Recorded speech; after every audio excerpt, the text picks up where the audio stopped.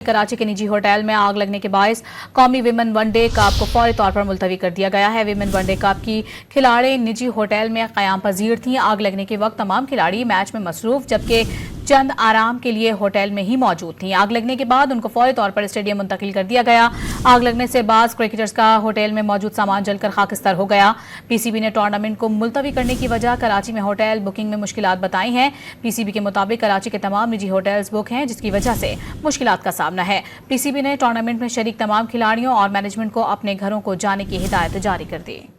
इस खबर से मुतालिक अपने नाज़रीन को बता रहे हैं विमेन्स वनडे कप की खिलाड़ी निजी होटल में क़याम पजीर थी कि उसी दौरान यह हादसा पेश आया है। आपको बताते चलें कराची के निजी होटल में आग लगने के बायस कौमी वनडे कप को फौरी तौर पर मुलतवी कर दिया गया है।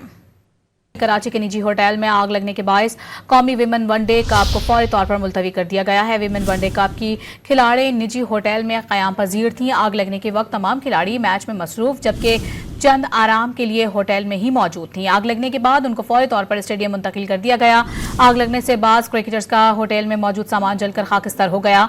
पीसीबी ने टूर्नामेंट को मुलतवी करने की वजह कराची में होटल बुकिंग में मुश्किलात बताई हैं। पीसीबी के मुताबिक कराची के तमाम निजी होटल्स बुक हैं जिसकी वजह से मुश्किलात का सामना है। पीसीबी ने टूर्नामेंट में शरीक तमाम खिलाड़ियों और मैनेजमेंट को अपने घरों को जाने की हिदायत जारी कर दी। इस खबर से मुतालिक अपने नाज़रीन को बता रहे हैं विमेन्स वनडे कप की खिलाड़ी निजी होटल में क़याम पजीर थीं कि उसी दौरान यह हादसा पेश आया है। आपको बताते चलें कराची के निजी होटल में आग लगने के बायस कौमी वनडे कप को फौरी तौर पर मुलतवी कर दिया गया है।